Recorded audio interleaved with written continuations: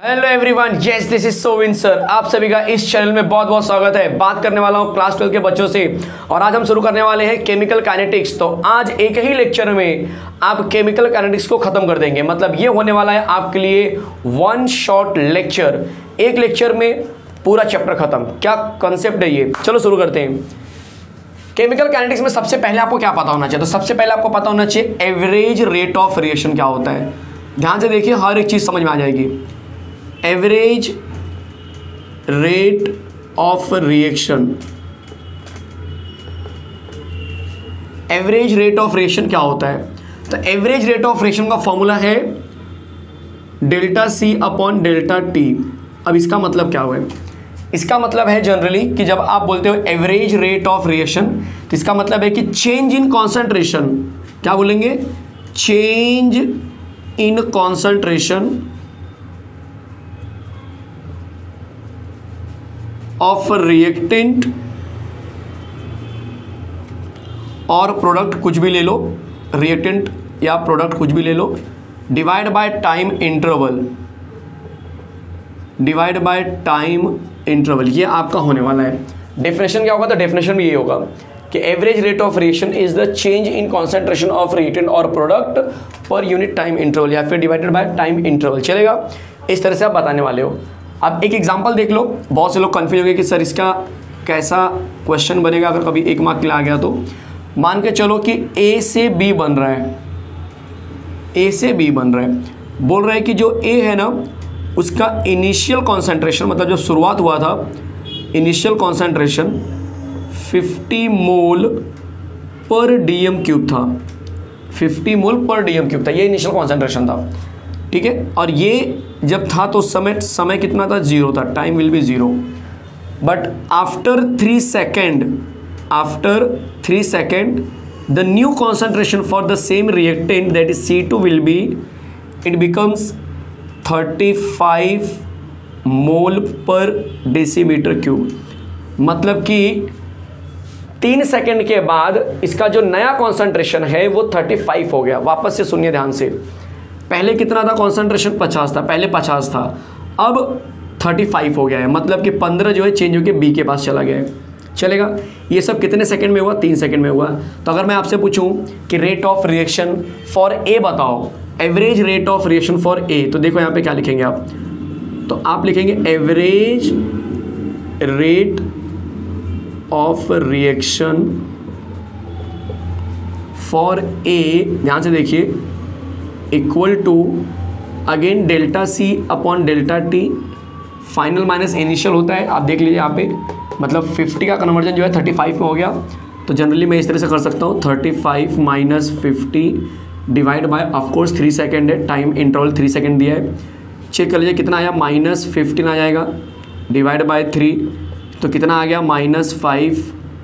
ये rate of reaction है तो आ जाएगा mole decimetre minus cube. Second inverse भी ले लो, सेकंड में ऊपर चला जाएगा। तो ये माइनस क्या दिखा रहा है? माइनस दिखा रहा है कि रेट ऑफ रिएक्शन जो है ए का धीरे धीरे क्या होगा? कम हो रहा है। कम हो रहा है मतलब जो उसका अमाउंट है वो कम हो रहा है। ठीक है? मतलब जो कॉन्सेंट्रेशन है वो कम हो रहा है। माइनस का मतलब ये हुआ। अगर मैं आपसे बोलूँ कि एवरेज रेट फॉर बी दिखाओ, तब क्या बोलेंगे? तो देख लो यहाँ पे, average rate of reaction for B, same formula आएगा, delta C upon delta T. बहुत से लोग को नहीं पता है कि डेल्टा सी क्या था पहले। बी के लिए देखो, जब टी इक्वल 0 था, ये 50 था, तो उस समय बी क्या रहा होगा? उस समय बी 0 रहा होगा। मतलब इसका C1 जो है 0 है। और बाद में जब ये 35 हो गया तो इसका मतलब बी क्या बचेगा? C2 क्या बचेगा? तब उस समय C2 15 रहेगा। बोलो समझ में आ रहा है?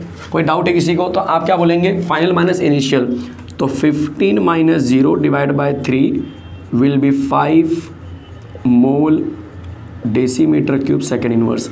इससे आप ये भी अब धीरे धीरे समझ गए हो कि ओके, अब मुझे समझ में आ रहा है जितने स्पीड से ये कम हुआ, मतलब कितने स्पीड से कम हुआ? -5 मोल पर डेसीमीटर क्यूब। इतने स्पीड से कम हुआ, उतने ही स्पीड से ये क्या हुआ? बढ़ा। देखो ये प्लस में आ गया, सेम आंसर।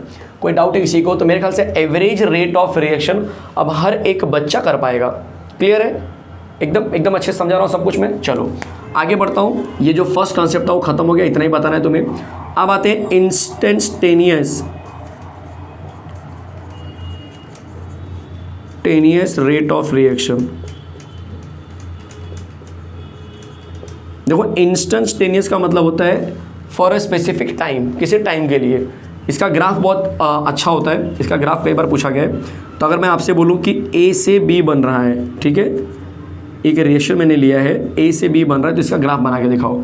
तो आप ग्राफ कैसे बनाएंगे, देख लो, दो ग्राफ आएगा, दो ग्राफ आएंगे इंस्टेंटेनियस के, दो ग्राफ आएंगे, एक रिएक्टेंट के लिए और एक प्रोडक्ट के लिए। तो मान के चलो कि ये क्या है, मेरा कॉन्सेंट्रेशन ऑफ ए मैंने लिया, क्या लिया मैंने, कॉन्सेंट्रेशन ऑफ रिएक्टेंट ले रहा हूँ, ब्रैकेट में ए लिख दूँगा, नहीं तो आप सोचेंगे कि हमेशा ए रहता है। यहाँ पे ले रहा हूँ कॉन्सेंट्रेशन ऑफ प्रोडक्ट, ठीक है, concentration of product, concentration of product, एक मिनट,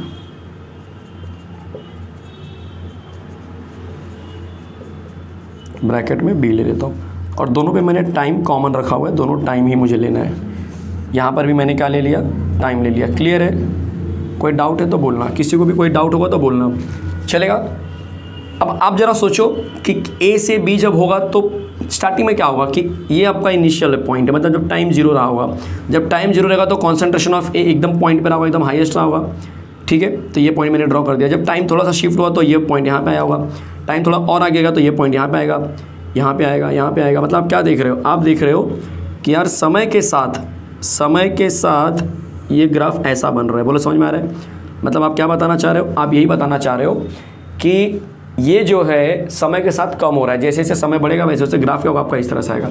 जबकि इस केस में क्या होगा, जैसे जैसे जब टाइम जीरो रहा होगा तो उस समय ये क्या रहा होगा, बोलो जरा, प्रोडक्ट क्या रहेगा, प्रोडक्ट एकदम जीरो, मतलब टाइम भी जीरो, ये भी जीरो।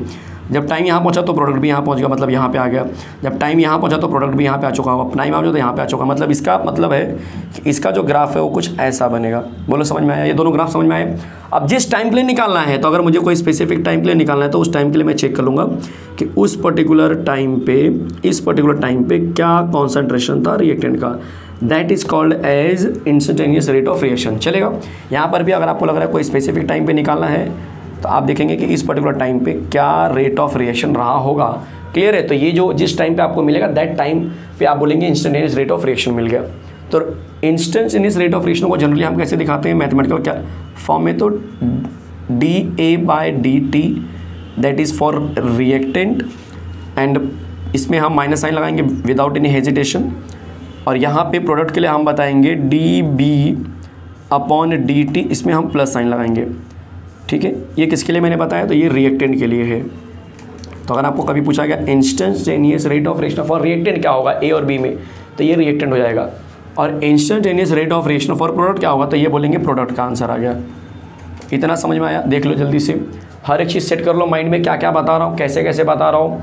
इसके बाद जो है इंस्टेंटेनियस रेट ऑफ रिएक्शन के ही बेस पे, मतलब dA/dt के ही बेस पे, माइनस और प्लस के ही बेस पे छोटे छोटे क्वेश्चन बनते हैं न्यूमेरिकल के टर्म में।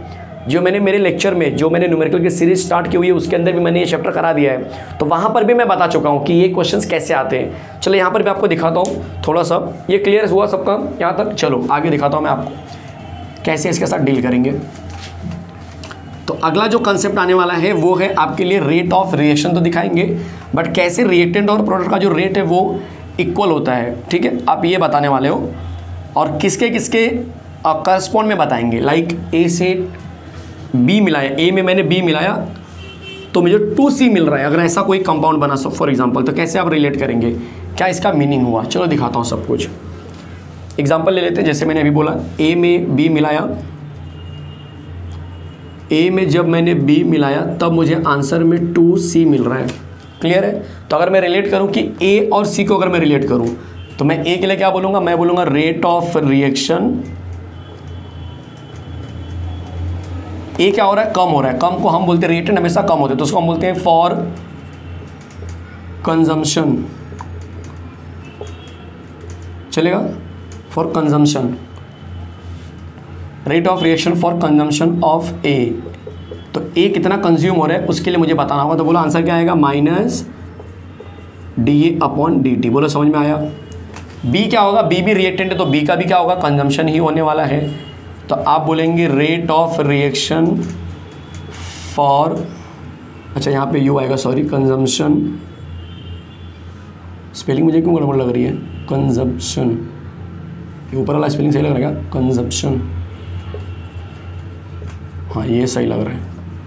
ये गलत है, ऊपर वाला गलत है, अब सही लग रहा है, कंज्यूम होता है ना, कंज्यूम, कंजप्शन, अब ठीक लग रहा है। ठीक है, चलो, rate of reaction for consumption of A will be this, rate of reaction for consumption of B क्या होगा, तो उसमें भी माइनस साइन dB/dt चलेगा। बट सी क्या हो रहा है, सी यहाँ पे फॉर्म हो रहा है, तो आप बोलेंगे रेट ऑफ रिएक्शन लिखना था, क्या हो रहा है आज, rate of reaction for formation of C equal to, तो ये जो याद रखना, ये जो 2 है ना वो 1/2 बन जाएगा, आप बोलेंगे 1/2 dC/dt, और ये सब के सब क्या होंगे, सेम होंगे, सब के सब क्या होंगे, सेम होते हैं। तो इसका मतलब इसका आंसर क्या आएगा, -dA/dt equal to -dB/dt equal to 1/2 dC/dt। बहुत से बच्चे इसका मीनिंग नहीं समझ पाते क्या बोलना चाह रहे हैं, आपको समझाता हूँ क्या बोलना चाह रहा है। मान के चलो ए और सी को रिलेट करो आपस में, तो आप ये बोलेंगे कि सर इसका मतलब ये हो गया कि dA/dt इक्वल टू 1/2 dC/dt होगा, बिल्कुल सही। अब 2 कहाँ जाएगा, 2 यहाँ जाएगा, तो इसका मतलब क्या होगा कि DC मतलब C का जो कॉन्सेंट्रेशन होगा या C का जो रेट ऑफ रिएक्शन होगा, इसको 2 का यहाँ भेजो, वो 2 टाइम्स ऑफ A का कॉन्सेंट्रेशन होगा। बोलो समझ में आया, इसका मतलब क्या है हुआ, इसका मतलब क्या हुआ, समझ में आया। मल्टीप्लाई किया मैंने, क्रॉस मतलब मल्टीप्लाई का साइन बड़ा रखा है मैंने जानबूझ के। तो बोलो क्या समझ में आ रहा है कि ए और सी को अगर मैं रिलेट करूं तो मान के चलो कि ए का स्पीड जो है वो 3 ml/s होगा, हर सेकेंड में 3 ml गायब हो रहा है, तो यहाँ पे ये बनने का प्रोसेस इसका ना 6 ml/s होगा, मतलब डबल होगा, दिखाई दे रहा। अगर ये 3 होगा तो 3 2 6, समझ में आया इसका मीनिंग क्या है। उसी तरह से आप इसको रिलेट करेंगे तो सेम रिलेशन मिलेगा। ये पूरा पिक्चर समझ में आया, ये पिक्चर इंपॉर्टेंट है। बहुत से बच्चे यही नहीं समझ पाते कि ये इक्वल करने का मतलब क्या हुआ, इक्वल क्यों किया जा रहा है। इक्वल इसलिए किया जा रहा है कि हर एक का रेट जो है इंटर रिलेटेड है। आप देख सकते हैं यहाँ पे एक रिलेशन निकल कर आता है कि सी वाले का जो रेट ऑफ फॉर्मेशन है वो ए वाले का या बी वाले का डबल होता है, मतलब अगर इनका जो वैल्यू होगा उसका डबल ये वैल्यू दिखाएगा। देख लो 2 × दिस, अगर ए का वैल्यू 3 है तो 3 2 6, देखो सी का वैल्यू 6 आ गया, दिखाई दे रहा है, क्लियर है, एकदम पिक्चर क्लियर हो गया, हर एक चीज़ समझ में आ गई अच्छे से। ये कॉन्सेप्चुअल चीज़ मुझे बताना था जो बहुत इंपॉर्टेंट है, मैंने मेरे न्यूमेरिकल वाले कंटेंट में भी दिखाया है ऐसा कंटेंट, किस तरह से आप इसको सॉल्व करेंगे। कोई डाउट है जरा देख लो, फटाफट समझा दो अपने आप को, क्योंकि अब चलने वाला है इसके आगे का कंसेप्ट बहुत ज़्यादा इंटरेस्टिंग है। चलो बताता हूँ। चलिए तो बात करते हैं रेट लॉ। जो अगला कंसेप्ट आने वाला है वो है रेट लॉ, बहुत ही इंटरेस्टिंग कंसेप्ट है। और रेट लॉ के ऊपर एक न्यूमेरिकल चांसेस होंगे बोर्ड एग्जाम में आने के, तो न्यूमेरिकल की सीरीज में मैंने रेट लॉ के ऊपर न्यूमेरिकल करा के दिया है, एक्स और वाई कैसे निकालते हैं बता के दिया है। आज इस कंटेंट में, इस वन शॉट लेक्चर में आपको बताऊंगा कि रेट लॉ क्या होता है। चलो समझाता हूँ रेट लॉ क्या होता है। ऊपर का डेफिनेशन भूल जाइए, अभी आपको डेफिनेशन लर्न नहीं करना है, आप फॉर्मूला देख के खुद से बना लेंगे, पहले समझ लीजिए कि क्या होता है। तो मान के चलो कि मैंने एक रिएक्शन लिया, तो आप बोलेंगे कंसीडर द रिएक्शन। आपने एक रिएक्शन लिया कि ए और बी को जब हम मिलाते हैं तब आपको सी मिलता है, इस तरह से आपने एक रिएक्शन लिया। तो रेट लॉ के हिसाब से जो रेट ऑफ रिएक्शन होता है वो क्या होता है, वो के molar concentration of A molar concentration of B के ऊपर एक स्पेसिफिक पावर आता है एक्स एंड वाई करके, जहाँ पे एक्स एंड वाई जो होंगे वो स्टिचियोमेट्रिक कोएफिशिएंट नहीं होते हैं। ये एक्स और वाई जो होंगे वो एक्सपेरिमेंटली नोन वैल्यू होते हैं। अब नीचे लिख देता हूँ मैं, पहले के बारे में बता देता हूँ। वेयर के इज अ रेट कांस्टेंट, के इज रेट कांस्टेंट, के को हम रेट कांस्टेंट बोलते हैं। And it does not depends upon concentration, पहली बात। And it does not depend on concentration, चलेगा। तो कॉन्सेंट्रेशन के ऊपर डिपेंड नहीं होता। एक मार्क का क्वेश्चन बनेगा, एमसीक्यू में भी बन सकता है कि रेट कांस्टेंट किस क्वांटिटी के ऊपर डिपेंड नहीं करता, तो कॉन्सेंट्रेशन के ऊपर डिपेंड नहीं करता है। दूसरी बात, रेट कांस्टेंट का डेफिनेशन बताओ क्या होगा, मतलब इस के का डेफिनेशन बताओ क्या होगा। तो आप बोलेंगे रेट ऑफ रिएक्शन जो है वो आपका रेट कांस्टेंट के बराबर हो सकता है, provided that if concentration of A and B will be 1। सोच लो अच्छे से। अगर A और B का कॉन्सेंट्रेशन 1 हो गया, मतलब यहाँ पे 1 का पावर x, 1 का पावर कुछ भी लो 1 ही आता है, B भी 1 है तो 1 का पावर कुछ भी लो 1 आएगा, तो 1 × 1 will be 1, 1 × k will be k, तो रेट इक्वल टू k बन जाएगा if A and B will be 1। Concentration का साइन कैसे पता चला? ये देखो स्क्वायर ब्रैकेट जो कॉन्सेंट्रेशन है, अगर स्क्वायर ब्रैकेट नहीं लिखेंगे तो आपको वर्ड में लिखना पड़ेगा, the concentration of A and concentration of B will be 1, but अभी मैंने कॉन्सेंट्रेशन का साइन लगा दिया तो आप डायरेक्टली बता सकते हैं ये 1 हो जाएगा। क्लियर है? यहाँ तक क्लियर? आप बोलेंगे सर डेफिनेशन में क्या लिखेंगे, एग्जाम में रेट लॉ आ गया तब क्या लिखेंगे? देखो रेट लॉ आ गया तो डेफिनेशन जो मैंने ऊपर लिखा ना वो बताना है, बट आपको समझा रहा हूँ कैसे बताना होगा। अब उस डेफिनेशन को समझने के लिए आप इस इक्वेशन को समझ लो बस। ये इक्वेशन रेट लॉ का इक्वेशन, इसको हम डिफरेंशियल रेट लॉ के नाम से भी जानते हैं। इसको हम किस नाम से जानते हैं? Differential rate law. तो कभी ऐसा भी हो गया कि डिफरेंशियल रेट लॉ क्या होता है, कंफ्यूज मत होना, डिफरेंशियल रेट लॉ, ठीक है, ये डिफरेंशियल रेट लॉ के नाम से भी जाना जाता है। अब क्वेश्चन है कि डिफरेंशियल रेट लॉ या फिर रेट लॉ का डेफिनेशन क्या है। तो अगर मैं इसको थोड़ा सा समझाऊँ आपको तो क्या मैं ऐसे बोल सकता हूँ कि ये इक्वल और के को अगर मैं हटा दूँ, इक्वल और के को हटा दूँ तो क्या बन जाएगा? Proportional sign. प्रोपोर्शनल टू क्या हो रहा है? तो आप बोलेंगे proportional to molar concentration of reactant हो रहा है, बट उसके ऊपर कुछ ना कुछ क्या है? पावर है। ये पावर क्या होता है? ये पावर एक्सपेरिमेंटली नॉन वैल्यू होती है, इस बात का ध्यान रखना। मैं नीचे लिखाऊंगा अभी आपको समझाने के लिए। तो ये जो दिख रहा है ना, इसी सेंटेंस, इसी को आप सेंटेंस के फॉर्म में बना दो, वही आपका रेट लॉ बन जाएगा। कैसे बनाएंगे? The rate of a reaction at a given time, जिस टाइम पे ये रिएक्शन हो रहा होगा, the rate of a reaction at a given time is a directly proportional to, या प्रोपोर्शनल टू बोलेंगे तो भी चलेगा, is a proportional to its molar concentration, its molar concentration चलेगा। आप स्पेसिफाई करना तो कर सकते हैं, molar concentration of reactant at the same time चलेगा। रेज्ड टू सिंपल पावर्स, उसके ऊपर क्या होने चाहिए? सिंपल पावर्स होने चाहिए। बताओ कोई डाउट है?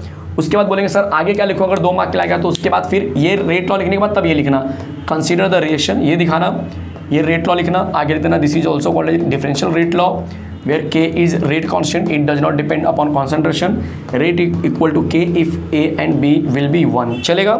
आप बोलेंगे सर और कुछ इसमें बताना है, तो थोड़ा सा मैं आपको और दिखा देता हूँ। अब आपको नहीं बताना है, ये मैं आपको समझाऊंगा अभी, ठीक है। देखो यहाँ तक हो गया, फिर आप बोलेंगे k इज k के बारे में बता दिया, फिर x and y will be experimentally known value, experimentally known value, ये कैसे वैल्यू है? एक्सपेरिमेंटली नोन वैल्यू होते हैं, एक्सपेरिमेंटली नोन वैल्यू। तो याद रखना कभी भी किसी रिएक्शन में आप एक्स वाई अपने आप से मत डाल देना कि कोई रिएक्शन देख ला यहाँ पे 2 लिखा था तो पावर 2 डाल दिया, ऐसा नहीं होता है। इसके अंदर बहुत सारे बच्चे केमिस्ट्री जो भी सीख रहे हैं, जहाँ से भी सीखे होंगे, गलत कन्फ्यूजन, गलत कंसेप्ट लेके बैठे हुए हैं। उन्हें लगता है कि जो आगे कोएफिशिएंट होता है वही यूज़ हो रहा है। बहुत सारा रिएक्शन आप देखेंगे जहाँ पे वो यूज़ नहीं होता है, तो वहीं पे बच्चे मार खा जाते हैं, वहीं बोलते हैं कि सर कंसेप्ट नहीं समझ में आ रहा है। ये एक्सपेरिमेंटली नॉन वैल्यू है, मतलब कि जब रिएक्शन किया गया होगा तो उस समय ये पता चला होगा। तो इसीलिए एक्स और वाई निकालने का आपको न्यूमेरिकल्स है, एक्स वाई निकालने का न्यूमेरिकल सीरीज में मैंने कराया हुआ है, तो वहाँ पे जाके देख सकते हैं। बोलो कोई डाउट है? 2 मार्क के लिए आ गया, यहाँ तक छाप दो पूरा, देख लीजिए।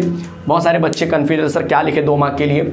रेट लॉ क्या लिखेंगे? बहुत सिंपल सा सेंटेंस बना दो इसको देख के, rate of a reaction at a time is directly proportional to molar concentration of its reactant at the same time provided that the each concentration has some power, simple power चलेगा। अपने आप से sentence बना दो। बाद में consider the reaction, A B को मिलाया तो सी बना, इसका रेट बन जाएगा के, ए का पावर एक्स, बी का पावर वाई, वेयर के is a rate constant and does not depend upon concentration. Rate आपका के हो जाएगा अगर ए का कॉन्सेंट्रेशन, बी का कॉन्सेंट्रेशन 1 होगा, और X and Y will be experimentally known value होते हैं। बोलो कोई डाउट है? अब हम सिचुएशन लेंगे, एग्जाम में तो लिखना नहीं है, बट सिचुएशन आपको पता होना चाहिए। अगेन ये 1-1 मार्क वाले में आ सकता है कि अगर मैं रेट को 2 गुना बढ़ा दूं, मतलब जो कॉन्सेंट्रेशन होगा उसको डबल कर दूं, इसको ट्रिपल कर दूं, तो बताओ रेट का कितना इंक्रीमेंट होता है। इस तरह से क्वेश्चन बनेंगे। चलो दिखाता हूँ मैं, ये क्लियर है? ये मैं रफ कर दूँ, पहले देख लो अच्छे से, सेट है पूरा एकदम अच्छे से माइंड में। चलो अब मैं इसको रफ कर रहा हूँ और इस इक्वेशन का यूज़ करूँगा मैं आपको समझाने के लिए। तो बहुत ही मज़ेदार कंसेप्ट चल रहा है, रेट लॉ। देखो लेक्चर बहुत तेज़ी से नहीं लेके जा रहा हूँ, आराम से लेके जा रहा हूँ, क्योंकि मुझे ऐसा लगा कि जो बच्चे फर्स्ट अटेम्प्ट में ही इस चैप्टर को देख रहे हैं, 1 शॉट लेक्चर का तो मतलब एक्चुअल में होता है कि आप बहुत पहले पढ़ के रखे होंगे और अब रिवीजन के लिए आप यूज़ कर रहे हो। बट बहुत सारे बच्चों का रिवीजन ही नहीं हुआ है, पढ़ के ही नहीं हुआ है, तो ऐसे बच्चों के लिए थोड़ा सा मैं जरा स्लो जा रहा हूँ, क्योंकि चैप्टर छोटा है, तो छोटे चैप्टर को हम स्लो में करते हैं थोड़ा सा, जो कि बड़ा चैप्टर तो हमें ऐसे ही प्रेशर होता है टाइम का, ठीक है, कि वीडियो बहुत ज़्यादा लेंदी ना बन जाए, अपलोड होने में तकलीफ होती है, ठीक है। चलो बात करता हूँ मैं इसके फैक्टर्स की कि किस तरह से चीज़ें चेंज होती है। तो पहले मैं आपको इक्वेशन दिखा दूँ कि जो हमारा इक्वेशन है वो है रेट इक्वल टू के ए का पावर x है और b का पावर y है। देख लो जरा ध्यान से, ये आपको दिया गया है।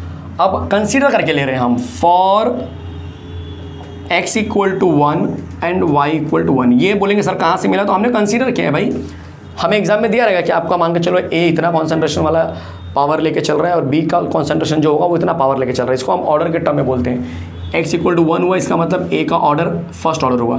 y इक्वल टू 1 हुआ, मतलब b भी जो होगा वो आपका फर्स्ट ऑर्डर का होगा। तो मान के चलो आपका रिएक्शन फर्स्ट ऑर्डर वाला है और टोटल रिएक्शन को हम बोलते हैं 1 + 1 विल बी सेकंड ऑर्डर। तो ये 1 मिलकर सेकंड ऑर्डर हो जाएगा, ये भी ध्यान देना, 1 मार्क के लिए आता है। अब ये क्वेश्चन दिया है कि फॉर x इक्वल टू 1 और y equal to 1 if my a becomes 2a, मतलब कि a मेरा डबल हो जा रहा है and b will remain as it is, b जो है मेरा वैसे का वैसे ही है, then what is the new rate. तो नया रेट जो है वो पुराने वाले रेट से कितना गुना बढ़ गया है। ठीक है, इसको मैं रेट 1 कर देता हूँ, चाहिए तो आपको कन्फ्यूजन होने कि नया रेट 1 क्या रिलेशन दिखा रहा है। चलो कैसे सॉल्व करेंगे, तो देख लो इसका सोल्यूशन कैसे होगा। न्यूमेरिकल्स जैसा ही है, कराया था मैंने मेरे न्यूमेरिकल के सीरीज़ में। क्या करेंगे, पहले आपका जो रेट नया बना है पहले वो लिख दो कि rate equal to k, a का पावर 1 है, b का पावर भी 1 है, वो दिखा दो। अब आप पुटअप करना स्टार्ट करो, a की जगह पे ये पुटअप करो, तो आप बोलेंगे कि जो नया रेट होगा, मतलब जो नया रेट मतलब रेट 1 जो होगा वो k इंटू 2a को लेके चलेगा पूरा। ये देखो 2a ले लिया, इस पूरे का पावर 1 ले लिया। वैसे ही b की जगह पे बोला है b लेने के लिए, b को चेंजेस नहीं किया है तो b को रहने दो। तो अब आप बोलेंगे सर मुझे क्या मिल रहा है, मैं बता रहा हूँ क्या मिल रहा है। k इंटू 2 का पावर 1 विल बी 2, ये मिल गया a, ये मिल गया b, चलेगा। थोड़ा और मॉडिफाई करना चाहते हो तो 2 बार ले लो और k a b, पावर कुछ नहीं तो 1 1 दिखा सकते, कोई फ़र्क नहीं पड़ेगा। अब तुम्हें नहीं लग रहा है कि तुम यहाँ पे एक नया रिलेशन में आ रहे हो। कौन से रिलेशन की बात कर रहे हैं सर आप? अरे भाई वो रिलेशनशिप नहीं बोल रहा हूँ मैं, सिंसियर सुन, मानो को आप एकदम सिंसियर हो जाएंगे, अरे सर रिलेशनशिप की बात कर रहे हैं। There is a relation between rate 1 and rate 2। ये 2 को वैसे का वैसे रखो और इसको ढूंढो कि ये कहाँ पे दिख रहा है आपको। तो आप बोलेंगे सर ये तो स्टार्टिंग में ही था नॉर्मल रेट। आपका नया रिलेशन क्या मिल गया कि जो हमारा नया रेट होगा वो पुराने वाले रेट का डबल होगा। बोलो समझ में आया? कोई डाउट है किसी को? चेक कर लो कितना अच्छा रिलेशन जा रहा है। मान के चलो कि आपका x का वैल्यू चेंज कर दिया, क्योंकि एग्ज़ाम में यही तो करेंगे, x equal to 1, y equal to 2, ऐसा सिचुएशन दे दिया और बोला कि a जो है, देख लो यहाँ पे आपका 2a बन गया और b जो है वो भी आपका 2b बन गया। तो बताओ कि नए रेट के बारे में बताओ। रेट 2 लिख लेते हैं इस बार। रेट 2 का क्या रिलेशन आएगा? बहुत सारे बच्चे बोलते हैं 2 2 जा 4 सर 4 टाइम्स इंक्रीज होगा। बच्चे जल्दबाजी में ही गलती होती है, इसलिए आपको जो तरीका बता रहा हो उस पर ट्रस्ट करो, उस पर बोलते हैं ना उसको प्रैक्टिस करो और उसके बाद आप आंसर की तरफ जाओ। छोटे आंसर में लोग फंसते हैं, MCQ में लोग फंसते हैं, याद रखना। वंस मार्क वाले आंसर में फंसेंगे आप, तो ऐसा मत करो। पहले लिख लो रेट इक्वल टू क्या बनेगा रेट उसके हिसाब से, तो k a का पावर 1 आ जाएगा, b का पावर 2 आ जाएगा। मेरे ख्याल से यहाँ तक तो कोई डाउट नहीं होनी चाहिए। देख लो x इक्वल टू 1 बोला है तो इसके अंदर मैंने क्या किया, कहाँ गया, इक्वेशन में 1 ले लिया, यहाँ पे 2 ले लिया, चलेगा। अब यहाँ से मैं चीज़ें बदलने वाला हूँ, तो मैं रेट 2 लिखता हूँ। Rate 2 equal to k, a की जगह पे 2a बोला है लेने के लिए, तो चलो मैंने 2a ले लिया, पावर 1 है कोई टेंशन नहीं। यहाँ पे बोला है 2b लेने के लिए बोला है, पावर 2 है कोई टेंशन नहीं। k किया, ये 2 हो गया, ये a का पावर 1, इसको भी 2 2 जा 4 कर दिया और b का पावर 1 ले लिया। अब मैं क्या करता हूँ 2 4 जा 8 को बाहर ले लेता हूँ और यहाँ पे ले लेता हूँ k a का पावर 1 b का पावर 1। तो जो देख रहे हैं अब उनको थोड़ा सा सदमा लगा होगा, ओ इसीलिए सर बोल रहे थे सॉल्व करके जाने के लिए, क्योंकि सॉल्व करने से चीज़ें और आसान होने वाली है। क्या होने वाली है कि जो रेट 2 है आपका वो 8 टाइम्स ऑफ रेट के बराबर है। कौन से रेट? ये रेट मतलब इनिशियल रेट, तो 8 फैक्टर इंक्रीज़ हो गया, 8 फैक्टर इंक्रीज़ हो गया। बोलो समझ में आया? हर एक चीज़ एकदम क्लियर होनी चाहिए, मतलब ना जैसे कि साइंस के पीछे हर एक चीज़ क्लियर रहेगी तभी आप कुछ कर पाएंगे। आप ये कहो कि आप इसमें जंबल हो, हर कंसेप्ट में आप मिक्स कर रहे हो, रट्टा मार रहे हो, फिर मुश्किल है। रट्टा मारे, कितना रट्टा मारेंगे आप? केमिस्ट्री की बुक देखिए आप लोग ने, भाई उतना रट्टा मार पाएंगे आप? तो मुझे तो नहीं लग रहा है कि आप इतना रट्टा मार पाएंगे।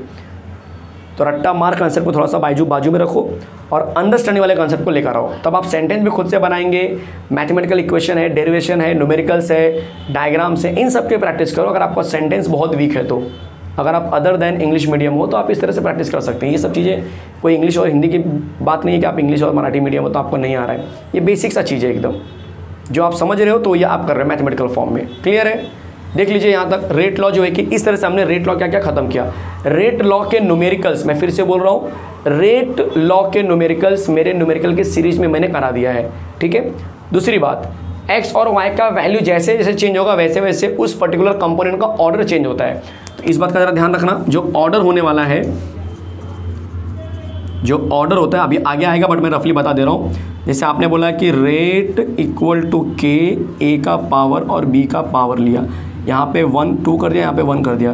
तो अगर मैं आपसे पूछूँ कि ए का क्या ऑर्डर है तो आप बोलेंगे ए जो है आपका सेकेंड ऑर्डर वाला है। मैं बोलूँगा बी का क्या है तो आप बोलेंगे बी, बोलेंगे ये फर्स्ट ऑर्डर वाला है। बी क्या है? फर्स्ट ऑर्डर वाला है। समझ में आ रहा है? अगर मैं बोलूँ कि ओवरऑल रेट किस ऑर्डर का है तो आप बोलेंगे ओवरऑल जो रेट है वो थर्ड ऑर्डर का है। ये कहाँ से मालूम पड़ा? तो इसका 2 इसका 1 ऐड किया तो इक्वल टू 3 आ गया, तो वो थर्ड ऑर्डर माना जाता है। तो ओवरऑल रिएक्शन भी पूछा जाता है। कभी कभी ऐसे एक क्वेश्चन देंगे, बोलेंगे इसका ओवरऑल ऑर्डर निकालो, या फिर सिर्फ रेट ऑफ रिएक्शन का ऑर्डर बताओ, किस ऑर्डर का ये रेट ऑफ रिएक्शन है। तो दोनों ऑर्डर को ऐड करेंगे तो ओवरऑल मिलेगा, that will be the rate of reaction का ऑर्डर। और इंडिविजुअल जो होगा वो उसका अकेले का रहेगा। तो अकेले वाला भी पूछा जाता है और ओवरऑल वाला भी पूछा जाता है। क्लियर है? चलो यहाँ तक समझा दो, फिर मैं आगे चलता हूँ। चलिए, तो हमने अभी भी खत्म किया ऑर्डर ऑफ रिएक्शन। आपने देखा था लास्ट में कि हमने किस तरह से ऑर्डर बात किया। जब भी आप ऑर्डर की बात करेंगे तो हमेशा जो रिएक्शन दिया जाएगा पहले उसका रेट लॉ निकाल लीजिए, और एक कॉन्सेंट्रेशन के ऊपर जो एक्स दिया हुआ उस एक्स का जो वैल्यू होगा वो उस कॉन्सेंट्रेशन का क्या होगा? ऑर्डर होगा। वैसे ही बी वाले के ऊपर जो वाई का वैल्यू होगा वो क्या होगा? उस बी का ऑर्डर होगा। और दोनों ऑर्डर को अगर मैं क्या करूँ? ऐड कर दूँ तो मुझे मिल जाएगा overall order of the reaction. Clear है? तो इस तरह से हम ऑर्डर निकालते हैं। अब बात होने वाली कि एलिमेंट्री रिएक्शन क्या होता है, मोलिकुलरिटी क्या होता है, ठीक है, और रेट डिटरमाइनिंग स्टेप किसको बोलते हैं, इंटरमीडिएट किसको बोलते हैं। थोड़ा सा थियरी इन्फॉर्मेशन आया हुआ है तो आपको दिखाता हूँ हर एक चीज़। देख लीजिए पहले बोर्ड पे एकदम अच्छे से समझाता हूँ। अगर आपको स्क्रीनशॉट लेना है तो स्क्रीनशॉट ले लीजिए, बट इसमें मैं कुछ एडिशन करूँगा। एग्जाम्पल के लिए मैंने जगह छोड़ा है आपके लिए, समझाना है मुझे क्या है ये सब। एलिमेंट्री रिएक्शन बहुत ही ईजी होता है ये समझना। एलिमेंट्री का मतलब होता है कि कोई ऐसा रिएक्शन जिसे आप आगे और सॉल्व नहीं कर सकते हो, मतलब कि वो सिंपल रिएक्शन होना चाहिए। A reaction that occurs in a single step, पहला कंडीशन, एक ही स्टेप में खत्म हो जाना चाहिए, मल्टीपल स्टेप नहीं चाहिए। और वो रिएक्शन को आप आगे और छोटा नहीं कर सकते और आगे ब्रेक नहीं कर सकते, तब उसे हम क्या बोलेंगे? एलिमेंट्री रिएक्शन बोलेंगे। चलेगा? एग्जाम्पल के लिए जैसे आपने O3 लिया, O3 को आपको हीट करके तोड़ना है तो आपने बना दिया O2 + O। इस रिएक्शन को मैं बोलूँगा कि ये एलिमेंट्री रिएक्शन का बेस्ट एग्जाम्पल हो सकता है। क्लियर है? कोई डाउट है किसी को? देख लीजिए फटाफट। तो ये आपका प्यारा सा 1 मार्क का आंसर कभी पूछा गया कि एलिमेंट्री क्या होता है तो आप बोलेंगे the reaction occurs in a single step. ये बहुत इंपॉर्टेंट है कि सिंगल स्टेप होना चाहिए and can not be broken down, मतलब आप उसको और छोटा नहीं कर सकते हो। दूसरा, मोलिकुलरिटी क्या होता है? एलिमेंट्री तो समझ में आएगा, मोलिकुलरिटी क्या होता है? देखो, molecularity is all about molecules. तो कोई रिएक्शन अगर आप कर रहे हो तो उसमें रिएक्टेंट के कितने मॉलिक्यूल्स यूज कर रहे हो, बस उसी को मोलिकुलरिटी बोलते हैं।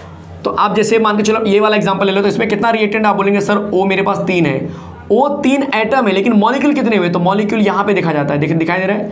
तो मॉलिक्यूल कुछ भी नहीं दिख रहा है, इसका मतलब नहीं कि 0 हो गया, इसका मतलब 1 माना जाएगा, 1। तो बोलो ये वाला रिएक्शन को हम क्या बोलेंगे? इस रिएक्शन को हम बोलेंगे यूनिमॉलिक्यूलर। क्या बोलेंगे? यूनिमॉलिक्यूलर बोलेंगे। क्या बोलेंगे? यूनिमॉलिक्यूलर। तो यूनिमॉलिक्यूलर का मतलब क्या हुआ?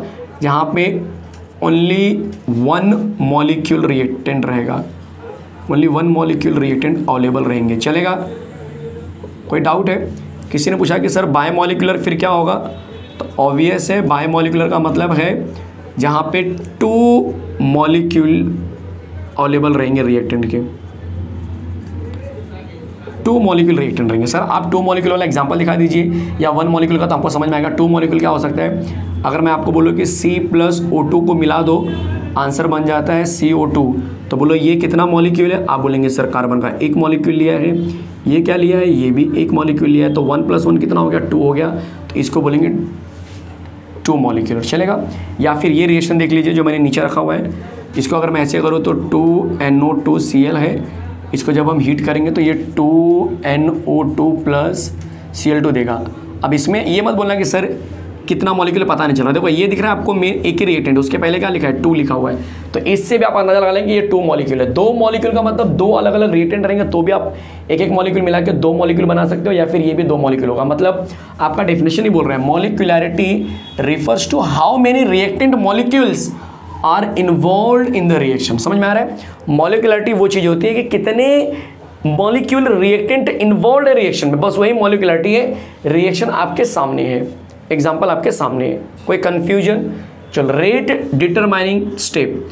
रेट डिटरमाइनिंग स्टेप को समझने के लिए आपको पहले मैं एक एग्जाम्पल दूंगा।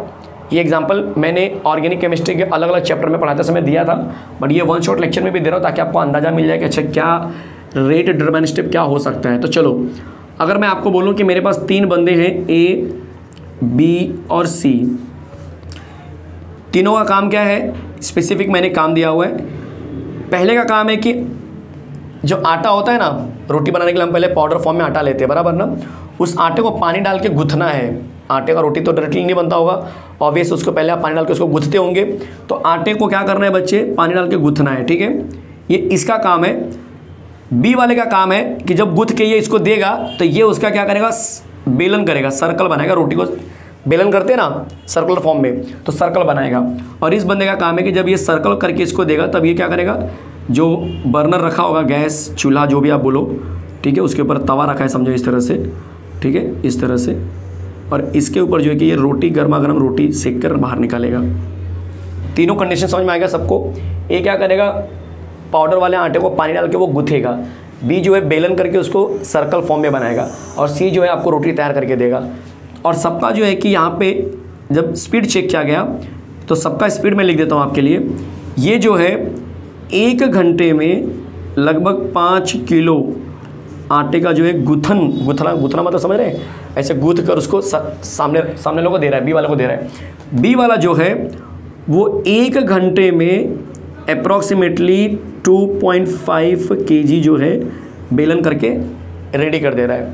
और सी वाला जो है वो 1 घंटे में नियर अबाउट, सॉरी 1 घंटा मतलब 1 आवर होना चाहिए, मैं kg लिख रहा हूँ। 1 आवर में 2.5 kg का इसने क्या बेलन करके रख दिया। ये बंदा जो है 1 आवर में 4 किलो आटे का जो है ना बेलन किया हुआ, उसको जो है कि वो सेक कर नीचे उतार दे रहा है। तो अब क्वेश्चन ये है कि चलो बताओ, एंड में तुम्हें कितनी रोटी जो है कि खाने के लिए मिलेगी, तुम्हें कितने किलो आटे की रोटी जो है कि मिलेगी खाने के लिए एंड में, ये तुम्हारा क्वेश्चन है। इस क्वेश्चन का आंसर आप कमेंट बॉक्स में लिखिए, मजा आएगा। ठीक है, देखते हैं वापस क्वेश्चन समझ में आएगा सबको। ए बी सी 3 बंदे हैं, ए का काम है उसको गूंथना, आटे को गूंथना है। उसका स्पीड है कि 1 घंटे में 5 किलो आटे को गूंथ के रेडी कर दे रहा है। इसका स्पीड है कि 1 घंटे में 2.5 kg आटे को बेलन करके रेडी कर रहा है। और ये बंदा 1 घंटे में 4 किलो आटे को रोटी सेक कर बाहर नहीं दे रहा है। तो आपको फाइनली पकी हुई रोटी कितने किलो आटे की मिलेगी, यही बताना है आपको।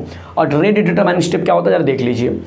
अगर आप इस क्वेश्चन का आंसर समझ जाएंगे तो ये अल्टीमेटली समझ जाएंगे। ये क्या बोल रहा है, ये बोल रहा है कि जब बहुत सारे रिएक्शन होते हैं ना तो कॉम्प्लेक्स बनता है। आपको पता है कि कॉम्प्लेक्सेस जब बनते हैं तो बहुत सारे रिएक्शन के थ्रू बनता है। तो जब बहुत सारे नंबर ऑफ स्टेप्स जब होते हैं तो उस नंबर ऑफ स्टेप में ऐसा तो होगा ना कि पहला स्टेप, दूसरा स्टेप, तीसरा स्टेप, बहुत सारे स्टेप्स को मिला के तब जाके कॉम्प्लेक्स बना होगा। फाइनली एंड में रिजल्ट में कॉम्प्लेक्स मिलता होगा। तो बहुत सारे स्टेप्स में ऐसा होगा कि कोई स्टेप्स तो होगा जो काफ़ी स्लो चलता होगा। सबके सब तो इक्वल रेट से नहीं चलेंगे, किसी का स्लो किसी का फास्ट होगा। कहीं पे बॉन्ड स्ट्रॉन्ग हो तो ज़्यादा तोड़ना पड़ेगा, ज़्यादा टाइम लग रहा है। कहीं पे बॉन्ड वीक होगा, जल्दी टूट जाएगा, कम टाइम लगेगा। तो जो सबसे स्लोवेस्ट स्टेप्स होता है उसी को बोलते हैं कि वो रेट ऑफ रिएक्शन दिखाता है, मतलब वो रेट डिटरमाइनिंग स्टेप माना जाता है। यही आपका आंसर है, बहुत प्यारा सा आंसर है। In the formation of complex the series of elementary steps occur, मतलब कि एलिमेंट्री रिएक्शन मतलब एक सिंगल स्टेप्स की बहुत सारी रिएक्शन होती है जब आप कॉम्प्लेक्स बनाते हो तो। और उस स्टेप्स में one of these step is slower then the other, ऐसी एक कोई रिएक्शन रहेगा जो बाकी लोगों से काफ़ी स्लो चलता रहेगा। इस स्लोवेस्ट स्टेप को ही हम बोलते हैं रेट डिटरमाइनिंग स्टेप। जैसा लिखा रहा हूँ, जैसा बता रहा हूँ वैसा ही छापना सीधा बोर्ड एग्जाम में। एग्जाम्पल इसका आपको याद करना पड़ेगा, क्योंकि हम अगर जनरल एग्जाम्पल लेंगे तो हमें जनरल एग्जाम्पल का कौन सा रिएक्शन स्लो होता है, कौन सा फास्ट होता है, हमें नहीं पता है। तो इसके फिक्स्ड एग्जाम्पल लेने पड़ेंगे। तो ये एग्जाम्पल देखो मैंने लेकर रखा आपके लिए एडवांस में। NO2 Cl है, 2 टाइम्स किया तो 2NO2 और Cl2 बाहर निकलता है। तो अब इसको जब हम ब्रेक करके लिखेंगे तो ये NO2 Cl पहले लेते हैं, इसको तोड़ेंगे तो देखो ये NO2 अलग हो गया और ये Cl अलग हो गया, दिख रहा है।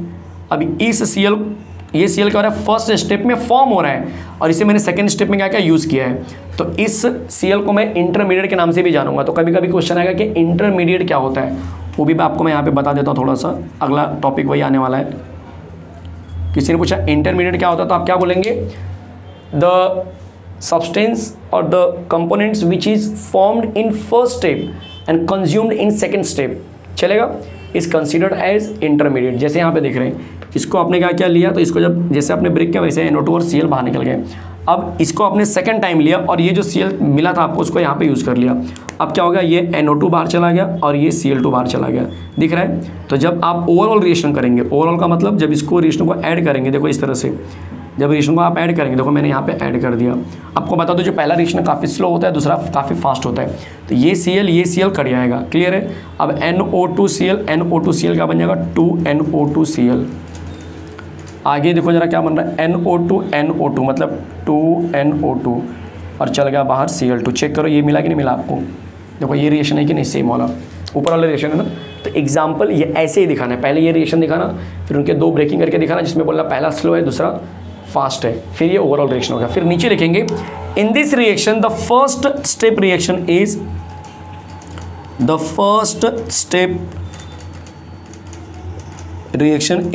slower than other steps। इससे क्या फ़ायदा हुआ, इससे फ़ायदा ये हुआ कि फर्स्ट स्टेप रिएक्शन को हम क्या बोलेंगे, RDS, रेट डिटरमाइनिंग स्टेप। चलो शॉर्टकट में लिख देता हूँ, ठीक है। उम्मीद कर रहा हूँ कुछ कट ना रहा हो। सबसे इंपॉर्टेंट चीज़ मेरे लिए first order reaction, first step का जो रिएक्शन होगा उसको मैं RDS नाम दूंगा, रेट डिटरमाइनिंग स्टेप। और ये चीज़ तुमको यहाँ पे देखने के लिए मिलेगी, अंदाज़ा लगाना कमेंट बॉक्स में, चलेगा। इंटरमीडिएट क्या है, मैंने आपको बता दिया कि एक ऐसा सब्सटेंस, एक ऐसा कंपोनेंट जो कहीं ना कहीं फर्स्ट स्टेप में वो फॉर्म होता है, जबकि सेकंड स्टेप में वो कंज्यूम किया जाता है, यूज़ किया जाता है। और उसके बाद वो जो सब्सटेंस होगा, वो जो कंपोनेंट्स होगा, उसको हम बोलेंगे इंटरमीडिएट, चलेगा। अब आपको सिखाने वाला हूँ one of the important question, order और मॉलिक्युलरिटी में डिस्टिंग्विश बताओ। बहुत ही अच्छा क्वेश्चन है, इंपॉर्टेंट क्वेश्चन में इसको डालो आप लोग। मैं वापस से बोल रहा हूँ, इस क्वेश्चन को इंपॉर्टेंट क्वेश्चन में डालो, ऑर्डर एंड मॉलिक्युलरिटी का डिस्टिंग्विश, ठीक है। चलो दिखाता हूँ, जिनको ये बोर्ड पे कुछ लिखना है, देखना है कुछ, जरा देख लीजिए फटाफट। मैं हट जाता हूँ, हर एक चीज़ बहुत आराम से लेके जा रहा हूँ, रिलैक्स रहिए एकदम, चैप्टर टाइम पे ख़त्म हो जाएगा, ठीक है। With in this lecture, one short lecture में ख़त्म कर दूंगा मैं, चलेगा। तो हर एक चीज़ एकदम क्लियर है, कोई कन्फ्यूजन नहीं है किसी को। चलो दिखाता हूँ ऑर्डर एंड मॉलिक्युलरिटी का distinguish.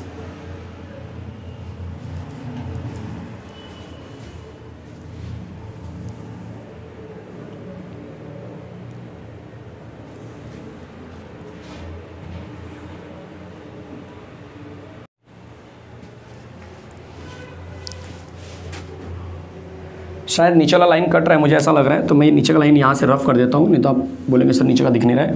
The first step reaction is slower then the other steps. तो मैं आगे लिख देता हूँ, हैंस, यहाँ पे लिख देता हूँ मैं, hence first step reaction is called as rate determining step, RDS। अब क्लियर है, अब नहीं कट रहा होगा, चलो देख लीजिए, चलेगा। तो अब मैं बात करने वाला हूँ इस कंटेंट के आगे, कुछ लिखना है तो देख लीजिए आप अच्छे से। चलो हर एक चीज़ क्लियर है, गुड। अब मैं बात करूँगा इसके आगे के कंटेंट वाला। इसके आगे का कंटेंट क्या है, इसके आगे का कंटेंट है ऑर्डर एंड मॉलिक्युलरिटी में डिस्टिंग्विश। तो चलो देखते हैं ऑर्डर एंड मॉलिक्युलरिटी का डिस्टिंग्विश क्या बोल रहा है। बहुत ईजी है, लेक्चर के साथ बने रहिए, वीडियो को लाइक शेयर और सब्सक्राइब प्लीज़ करते रहिए, क्योंकि आप लोगों का जो बोलते हैं ना कमेंट्स है, आप लोगों का जो प्यार है, वो मुझे सिर्फ और सिर्फ कमेंट्स, लाइक शेयर सब्सक्राइब पे थोड़ी पता चलता है कि हाँ ठीक है इतने बच्चे मुझसे जुड़ रहे हैं, तो पता चलता है कि अच्छा ठीक है कहीं ना कहीं मेरी टीचिंग अच्छी होती होगी। मैं ही नहीं बोल रहा हूँ मैं बहुत सुपर एक्सेलेंट पढ़ा रहा हूँ, ठीक है, या बहुत सुपर एक्सेलेंट मेरे पास फैसिलिटी है सब कुछ, बट मैं ये ट्राई कर रहा हूँ कि जो साइंस की जो लैंग्वेज है, जो साइंस बोलना चाह रहा है, जो केमिस्ट्री में जो कॉन्सेप्ट बोलना चाह रहा है, वो मैं आपको ईजी वे में आपके यहाँ तक पहुँचा दूँ। बस मेरा सिंपल सा एम यही है। मैं ये नहीं बोल रहा कि मैं बहुत सुपर तरीके से बता रहा हूँ आपको, ठीक है, कोई एटम एटम हवा में दिखा रहा हूँ, ऐसा कुछ नहीं कर रहा हूँ मैं, ठीक है। तो इतनी टेक्नोलॉजी मेरे पास नहीं है, बट इतनी गारंटी दे सकता हूँ कि अगर आप मेरे से जुड़े हो तो आप यहाँ से सीख के आप किसी को भी सिखा सकते हो, ये गारंटी है मेरी, ये गारंटी है, ठीक है। इतना अच्छा आप समझ जाएंगे अगर आप मुझसे जुड़े रहेंगे तो। चलो स्टार्ट करते हैं ऑर्डर एंड मॉलिक्युलरिटी का कंसेप्ट। चलिए तो बात करते हैं मॉलिक्यूलरिटी एंड ऑर्डर का डिस्टिंग्विश। बहुत प्यारा सा डिस्टिंग्विश है, मैंने बोर्ड पे लिख दिया आपके लिए समय बचाने के लिए।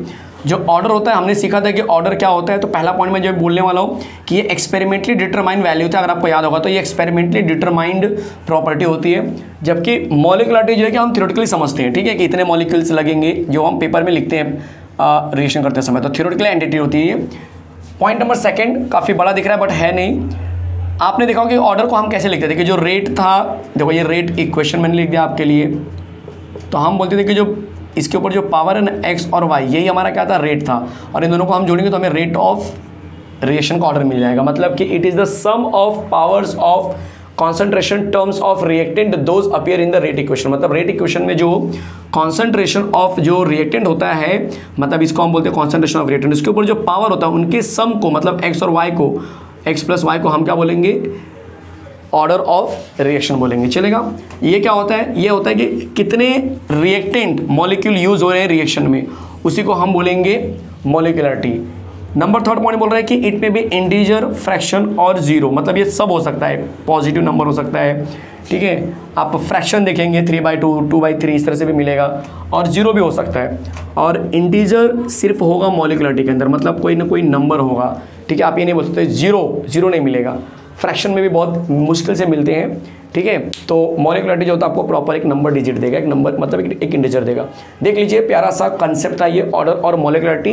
बोर्ड एग्जाम में इसके आने के चांसेस बहुत ज़्यादा है, बहुत ही ज़्यादा, क्योंकि एक ऐसा कंसेप्ट है जो आपको दोनों कंसेप्ट पूछ ले रहा है एक डिस्टिंग्विश में, ठीक है। इसलिए ऐसे क्वेश्चंस को पहले प्रीफर किया जाता है। चलो अब शुरू करने वाले हैं कि मान के चलो कोई मेरा रिएक्शन है जो फर्स्ट ऑर्डर रिएक्शन दिखा रहा है। पहले से ही बोल दिया जाएगा कि ऑर्डर क्या होगा, उसका फर्स्ट ऑर्डर होगा। तब जो है कि उसका आपको रिलेशन ढूंढना है कि ठीक है इसका इंटीग्रेटेड रेट लॉ क्या बनेगा। अगर मैं उस रिएक्शन का रेट लॉ बनाऊं, और मतलब रेट इक्वेशन बनाऊं, और उसको अगर मैं इंटीग्रेट करूं समय के साथ, कि पहले टाइम t0 था, बाद में टाइम t है, तो समय के साथ उसके अंदर क्या चेंजेस आएंगे, कैसे कैसे इक्वेशन आपको मिलेंगे।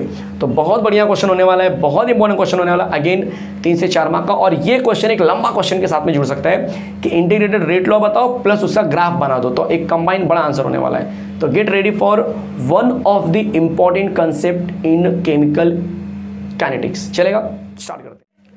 चलिए तो शुरू करते हैं integrated rate law for first order reaction. बहुत ब्यूटीफुल क्वेश्चन होने वाला है ये अपने आप में। इसका जो एक्सप्लेनेशन है आप एक बार देख लीजिए, गारंटी है कि आप ऐसे छाप देंगे बोर्ड एग्जाम में, कंफर्म है भाई, कंफर्म है। देखिए तो सही, टाइटल लिखेंगे integrated rate law for first order.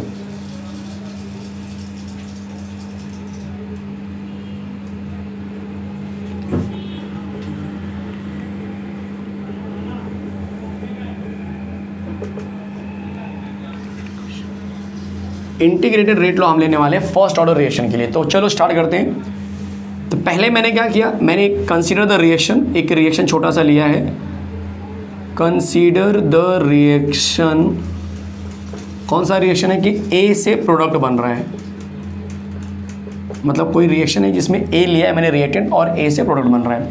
तो हमें तो पता है कि रेट ऑफ रिएक्शन इसका क्या होगा, रेट ऑफ रिएक्शन अगर मैं निकालने जाऊं तो रेट ऑफ रिएक्शन इसका जो है माइनस dA/dt हो जाएगा। कोई डाउट है किसी को? और ये फर्स्ट ऑर्डर रिएक्शन है, तो अगर मैं इसका रेट लॉ के हिसाब से लिखने जाऊं तो हम बोलेंगे कि रेट ऑफ रिएक्शन, या रेट बोलेंगे तो भी चलेगा, इक्वल टू के जो कॉन्सेंट्रेशन ऑफ ए होगा उसका पावर 1 लेते हैं, बट ये x लेते हैं, बट ये 1 फर्स्ट ऑर्डर रिएक्शन हम 1 ले लेंगे। मतलब सिंपल लैंग्वेज में हम ऐसे बोल देंगे। कोई डाउट है, फर्स्ट ऑर्डर रिएक्शन इसलिए चलेगा। दोनों इक्वेशन से हमें क्या पता चल रहा है, दोनों इक्वेशन से हमें एक रिलेशन निकल कर आ रहा है कि ये जो रेट ऑफ रिएक्शन होता है वो एक्चुअल में रेट लॉ में जो रेट होता है उसके ही बराबर होता है, के कॉन्सेंट्रेशन ऑफ ए। कोई डाउट है कहीं पर भी? इसको आप इक्वेशन 1 कर दीजिए, इसको इक्वेशन 2 कर दीजिए। कन्फ्यूजन होगा तो इसको फ्रॉम 1 and 2 कर दीजिए, चलेगा, फ्रॉम 1 and 2। कहीं पे कोई डाउट होगा कमेंट बॉक्स में बताइए, सर ये पर्टिकुलर टाइम पे ये चीज़ नहीं समझी। कॉन्सेंट्रेशन वाले टर्म को हम एक साथ ले लेते हैं, बाकी को शिफ्ट कर देते हैं। तो माइनस dA/A ले लेता हूँ मैं, कन्फ्यूजन कम हो जाएगा आपका भी। उसको वहाँ शिफ्ट किया तो kdt चला जाएगा। माइनस भी शिफ्ट कर देते हैं, तो यहाँ से माइनस भी मैंने हटा के यहाँ डाल दिया, चलेगा। कोई डाउट है किसी को? ये इक्वेशन नंबर मेरा 3 हो गया। बहुत प्यारा सा इक्वेशन दिख रहा है, क्लियर है। अब मैं क्या बोलूँगा कि suppose at time t equal to 0 जो मेरा a था वो एक्चुअल में क्या था, वो एक्चुअल में a0 था। क्यों? क्योंकि जब टाइम 0 था, ध्यान से सुनो क्या बोल रहा हूँ, जब समय 0 था मतलब जब रिएक्शन स्टार्ट नहीं हुआ था तो उस समय a मेरा ओरिजिनल था, कुछ भी चेंज नहीं हुआ था, मतलब a0 उसको बोलेंगे, वैसे का वैसे ही था। लेकिन जब समय चेंज हो गया, जब टाइम मेरा t बन गया, तब ये जो मेरा a था उसमें से कुछ कम हो गया होगा, तो ये नया चीज़ क्या बन जाएगा, तब ये at बन जाएगा। बोलो ये समझा, ये नया चीज़ समझा आपको, ये समझा। Suppose at time t equal to 0, a जो होगा मेरा a0 होगा, लेकिन टाइम t पे वही a क्या बन जाएगा, at बन जाएगा। तो और उसके बाद ये वैल्यू हमें समझना है और इंटीग्रेटिंग, अब हम इंटीग्रेट करेंगे इक्वेशन नंबर 3 को। तो integrating equation 3, integrating equation 3 with this limit, with this limit, इसलिए मैंने ये लिखा हुआ है। तो आप बोलेंगे इंटीग्रेशन कहाँ से शुरू किया आपने, तो आप बोलेंगे सर कॉन्सेंट्रेशन पहले जो है ना a0 था, बाद में उसका कॉन्सेंट्रेशन जो है कि समय के साथ t पे चला गया, मतलब कि लोअर सबसे बोल सकते हो कि स्टार्टिंग यहाँ से हुई थी और एंडिंग यहाँ पे हो रही है, आप ऐसे मान सकते हो। और ये हो गया आपका dA और ये हो गया आपका a, कोई डाउट नहीं होना चाहिए किसी को। यहाँ पर भी मैंने माइनस k को बाहर निकाला इंटीग्रेशन में और समय 0 था, बाद में t हो गया, कोई डाउट? देख लो कितना प्यारा सा इंटीग्रेशन मैंने स्टार्ट किया है। 1/x, ये इंटीग्रेशन कैसा हो गया, मैथ्स में आपने पढ़ा होगा, integration of dx by D, ऐसा। तो ये 1/x हो गया। 1/x का होता है ln, पता है ln मतलब नेचुरल लॉग x होता है। तो इसका जो इंटीग्रेशन होगा वो क्या बन जाएगा, बोलो, बहुत प्यारा सा इंटीग्रेशन बन जाएगा, ln a बन जाएगा।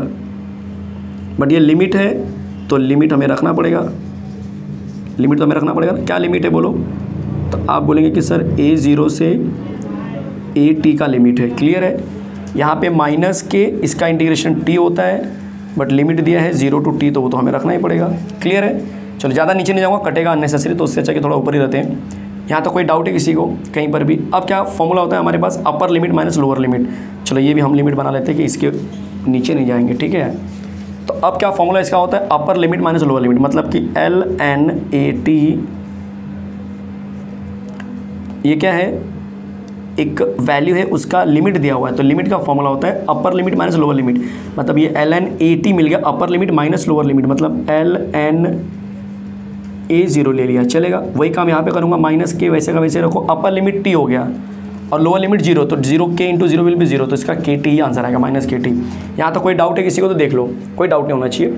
अब क्या करूँगा मैं, ये माइनस है तो कॉमन सी बात है, ये डिवाइड हो जाएंगे लॉग के टर्म में, तो इसी को मैं आगे लेके चल रहा हूँ। तो हम बोलेंगे कि अभी मेरा इक्वेशन ऐसा बन सकता है कि ln at upon a0, check कर लो, ऐसा हो सकता है, ऑफकोर्स हो जाएगा, at upon a0 equal to minus kt, चलेगा। अब हमें पता है कि ये ln का जो एक्चुअल वैल्यू होता है वो किसके बराबर होता है, तो आपको तो मैं बता देता हूँ कि ln जो होता है वो एक्चुअल में 2.303 log टू द बेस 10 के बराबर होता है, मतलब इतना जो है कि वो लेकर आएगा। तो जब ये ln हटेगा तो अल्टीमेटली इतना चीज़ देने वाला है, ठीक है। तो मैं एक काम करता हूँ कि इतनी चीज़ को मैं शिफ्ट कर ही देता हूँ, ठीक है। तो ln के यहाँ पे क्या रखेंगे, बोलो, 2.303 log टू द बेस 10, अब यहाँ पे आ जाएगा 80 upon a0 equal to minus kt। कोई डाउट है किसी को भी, कोई डाउट है?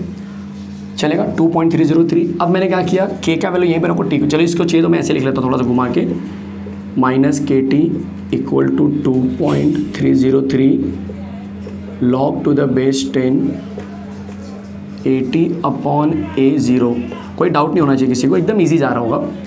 माइनस हटाना है तो मैंने लॉग को पलटी कर दिया, मैंने लॉग को क्या पलटी कर दिया, तो पलटी करेंगे तो ये क्या बन जाएगा, वैल्यू लॉग में आ जाएगा, तो मतलब इसका आंसर आ जाएगा kt equal to 2.303 log to the 10। अब ये a0 ऊपर आ गया और at नीचे आ गया। बहुत से लोग यहाँ पे कंफ्यूज होते हैं, अरे इसको पलटी करें तो यहाँ पे माइनस आएगा और ये माइनस पहले से था। चलो ये माइनस माइनस कट गया, चलो एक स्टेप दिखाई देता हूँ आपके लिए, नहीं तो आप मालूम पड़ा कि बेहोश हो जाएंगे, ठीक है। कोई डाउट किसी को? तो अगर मैं आपसे पूछूं कि k का वैल्यू क्या होगा, तो यही आपका इंटीग्रेटेड रेट लॉ का इक्वेशन बन गया कि 2.303 divide by T log to the base 10 A0 divide by AT। कितना प्यारा सा आंसर आया देखो, एकदम मतलब मस्के जैसा आ रहा है, एकदम कोई टेंशन ही नहीं, खुद पे आंसर चल के आ रहा है। आप लिख लो, आंसर आपके पास आ गया भाई, मुझे लिख लो, ऐसा हो रहा है कि नहीं। देखो ना, एक रिएक्शन लिया, ए से प्रोडक्ट बना, रेट ऑफ रिएक्शन हमने पढ़ा था ये होता है, रेट लॉ के हिसाब से भी रेट ये होता है, हमने पढ़ा था। फर्स्ट ऑर्डर है इसलिए ए के ऊपर एक्स की जगह पे 1 ले लिया, दोनों रेट ऑफ रिएक्शन दोनों इक्वल हो जाएंगे। कांस्टेंट वाले टर्म को एक साइड में ले लो और जो कॉन्सेंट्रेशन उसको एक साइड में ले लो। एक कंसिडरेशन किया हमने कि ऐसा ऐसा हो रहा होगा रिएक्शन में, जब रिएक्शन स्टार्ट नहीं हुआ था तब ये पूरा का पूरा रहा होगा, समय जब शुरू हुआ तब ये थोड़ा कम हो गया होगा, 80 बन गया होगा। इंटीग्रेट किया हमने और हमें इक्वेशन जो है कि मैथमेटिकल फॉर्म में इस तरह से मिलता चला गया। चेक कर लो, कोई डाउट है तो बोलो मुझे, किसी को भी। अब क्या कर सकता हूँ मैं, ये इक्वेशन में ले लेता हूँ थोड़ा सा, इसको चाहिए तो आप इक्वेशन 4 कर दो, ठीक है, ज़रूरत है मुझे इसकी इसलिए बोल रहा हूँ। This equation will be the final one, but अब हम क्या बोलेंगे, फ्रॉम इक्वेशन 4 चेक कर लेते हैं। इक्वेशन 4 क्या है, ln AT upon A0 equal to minus KT। अगर मैं इसमें एंटी लॉग ले लूँ तो ये ln कट जाएगा, क्योंकि एंटी लॉग और ln अपोजिट हो जाएंगे, ठीक है। तो taking anti log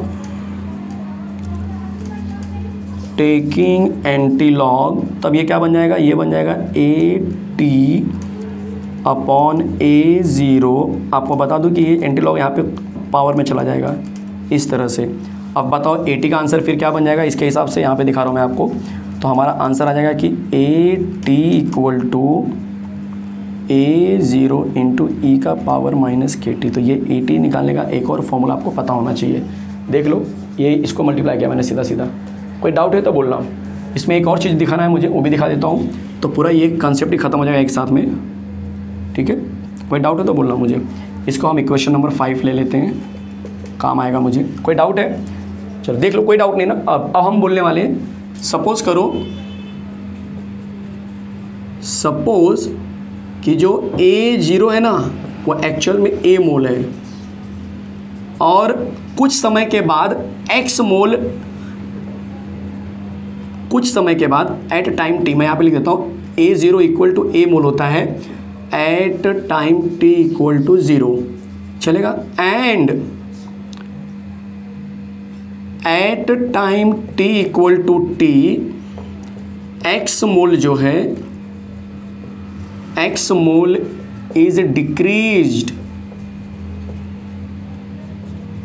from A। समझ रहे हैं आप लोग, मतलब कि A0 पहले A था लेकिन उसमें से कुछ समय के बाद X निकल गया, तो बताओ अब AT क्या बचा एक्चुअल में। तो आप बोलेंगे सर AT एक्चुअल में A माइनस X बचा है, सही बात है कि नहीं।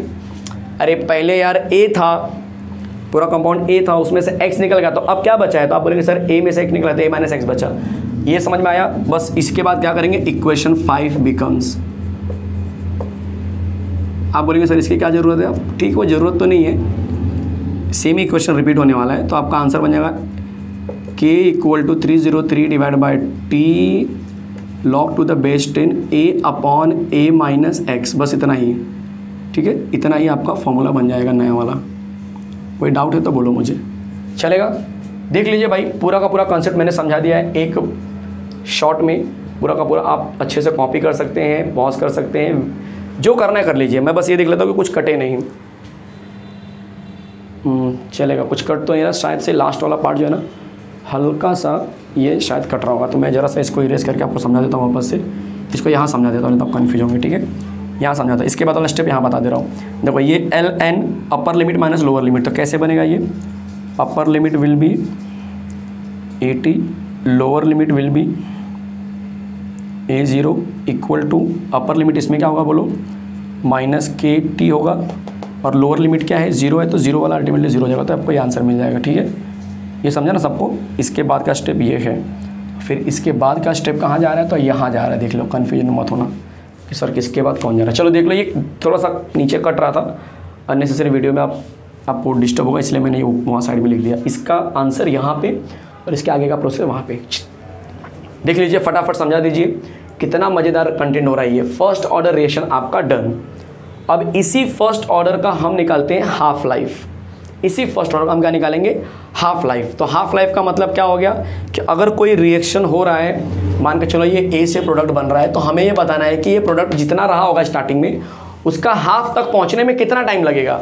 जैसे पहले 50 ml रहेगा तो 25 ml होने के लिए कितना टाइम लगेगा, that time is called as half life. चलेगा, तो वो हाफ लाइफ जो है आपको फर्स्ट ऑर्डर के लिए कैलकुलेट करना होगा। बट उससे पहले एक लास्ट कंसेप्ट इसके अंदर मैं ऐड कर देता हूँ, यूनिट ऑफ के। काफ़ी अच्छा कंटेंट ये भी होता है MCQ के लिए। यूनिट ऑफ के, यूनिट ऑफ के का मतलब के का यूनिट क्या होगा, तो बहुत सिंपल सा आंसर है भाई, यूनिट ऑफ के क्या होगा देख लो यहाँ पे 2.303 का कोई यूनिट होगा नहीं, ए मोल है, ए माइनस एक्स भी मोल ही होने वाला है, ऑब्वियस है, तो इसका मतलब मोल मोल कट गया। आप यहाँ से चेक कर लीजिए अगर समझ में नहीं आ रहा है तो 2.303 का कोई आंसर होगा नहीं, लॉग का कुछ होगा नहीं, ए मतलब कॉन्सेंट्रेशन, एटी मतलब कॉन्सेंट्रेशन, कॉन्सेंट्रेशन कट गया, बचा क्या सिर्फ टी बचा 1/T, 1/T मतलब सेकेंड इनवर्स या फिर मिनट इनवर्स या फिर आवर इनवर्स, ये इसकी यूनिट हो जाएगी, यूनिट ऑफ के। चेक कर लो, हर एक चीज़ एकदम क्लियर हो चुकी है। तो अब शुरू करने वाला हूं मैं half life of first order reaction. चलेगा, चलो दिखाता हूं आपको, मैं दिखाता हूं मैं half life of first order reaction क्या होता है। इजी है, समझ जाएंगे, फटाफट समझ जाएंगे।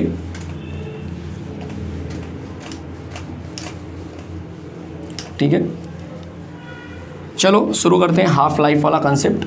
इतने में हो जाएगा तो मुझे वो सब मिटाने की जरूरत नहीं पड़ेगी।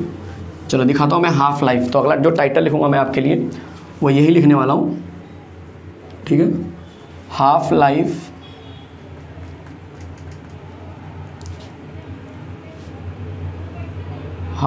For first order reaction. Clear है, सबको क्लियर है यहाँ तक। चलो अब मैं दिखाता हूँ कि एग्जैक्टली इसके अंदर हुआ क्या, कैसे आप इसके साथ डील करेंगे। ठीक है, चलो तो वी नो दैट, नहीं जानते हो फिर भी लिखो, ऑप्शन नहीं आपके पास। We know that K equal to 2.303 T log to the base 10 A0 divide by AT। ये हम जानते हैं, हमने अभी भी प्रूफ किया क्वेश्चन नंबर 5 से। चलेगा, आपको जब हाफ लाइफ का पूछेंगे तो ये सब नहीं दिखाना, आपको डायरेक्टली यहीं से बोलना होगा वी नो दैट करके। चलेगा, अब इसके बाद ये हाफ लाइफ का क्वेश्चन है तो हम बोलेंगे at time t equal to 0, हमारा जो A0 होता है ना इस इक्वेशन में वो A0 ही रहेगा, चेंज मत करना। बट जब t मेरा है t हाफ हो जाएगा, मतलब समझ रहे हैं, t हाफ का मतलब कि जो मेरा A0 है ना, जो मेरा इनिशियल कॉन्सेंट्रेशन है वो मेरा उस इनिशियल का आधा हो जाएगा। मतलब कि जो मेरा AT है अब वो AT जो है, मतलब जो नया वाला AT होगा, जो प्रोडक्ट होगा, देखो वापस से देखो जरा, A से P बन रहा है ना, तो ये A का स्टार्टिंग अमाउंट कितना है बच्चे, तो आप बोलेंगे सर A0 है। समय जब बीतता है तो बाद में क्या बन जाता है, AT बन जाता है। ये तो समय बीता है तब बनता है, बट हाफ लाइफ में समय बीतेगा कितना, हाफ, तो इसका AT का क्या बन जाएगा, AT इसका आधा बनेगा। इसका मतलब हुआ कि जो A0 होगा उसका हाफ मुझे लेना पड़ेगा, तो AT जो होगा वो ये होने वाला है। ये बहुत इंपॉर्टेंट कंसेप्ट था, जो ये समझ गया उसके लिए हाफ लाइफ कुछ नहीं है। We know that k equal to 2.303 divide by k log to the base 10 A0 upon AT, equation number 5 से मिल गया। Eight t equal to 0, A0 मेरा A0 ही होता है, लेकिन जब t हाफ होता है तब वो जो AT का वैल्यू होता है वो A0 का आधा हो जाता है। AT क्या होता है एक्चुअल में, A0 का आधा। अब सब्सटीट्यूट कर दो इसको मेन इक्वेशन में, इसको 1 ले लो यहाँ से, चाहिए तो नया चालू करने दो। Substitute in equation number 1, substitute in equation number 1। चलो देखते हैं क्या मिलेगा, क्या मिलेगा बच्चे। तो आप बोलेंगे sir k equal to 2.303, t की जगह पे मैं हाफ रखूँगा, t half log to the base 10। A0 जो है मेरा A0 ही रहता है, वो चेंज नहीं होता है, लेकिन जो AT होता है वो चेंज होके बन जाता है A0 अपॉन 2। तो ये A0 कर जाएगा, ये 2 ऊपर चला जाएगा, तो मतलब मुझे आंसर मिल गया 2.303, देख लो, upon t half log to the base 10 2। Log to the base 10 2 आपको डायरेक्टली याद कर लो, क्योंकि ये आपको पता है, ये डायरेक्टली आपको सॉल्व करके देना होगा। तो लॉग 2 जो होता है वो होता है 0.3010। अब इन दोनों को मल्टीप्लाई करो तो इसका आंसर आता है 0.693। चलो इसके नीचे नहीं लिखता हूँ मैं, वापस वही सीन हो जाएगा, डिलीट करना पड़ेगा। चलो यहाँ पे चलता हूँ मैं, देख लो, तो इसको मल्टीप्लाई करेंगे तो क्या मिलेगा, k equal to 0.693 divide by t half. अब t हाफ को साइड में ले लो और k को नीचे ले लो, 0.693 डिवाइड बाय k, आपको मिल गया हाफ लाइफ यही आपका इक्वेशन है। चेक कर लीजिए, समझा दीजिए, बता दीजिए जल्दी से। बिल्कुल बिल्कुल एकदम आपका ही ये बोलते हैं ना कंटेंट चल रहा है, कोई डिफ़िकल्टीज नहीं होनी चाहिए किसी को भी कहीं पर भी। मैंने क्या कराया, मैंने half life of first order कराया। 2 मार्क का बोर्ड एग्जाम में, बहुत ही बोलते हैं ना ब्यूटीफुल क्वेश्चन, बहुत ही प्यारा सा क्वेश्चन, 2 मार्क का यहाँ तक दिखाना है। इसके बाद का प्रोसेस यहाँ पे मैंने किया है, ठीक है, कन्फ्यूजन नहीं होना चाहिए। कोई डाउट है देख लीजिए कहीं पर भी, किसी को भी। तो इस तरह से हमने इंटीग्रेटेड जो रेट लॉ हमने डिस्कस किया था कि भाई फर्स्ट ऑर्डर का हम बताएंगे, तो मैंने बता दिया। उसके बेस पे के का यूनिट मैंने बताया, और उसके बेस पे मैंने बताया आपको half life for first order. अब सर इस चैप्टर में क्या क्या बचा है जल्दी बताइए।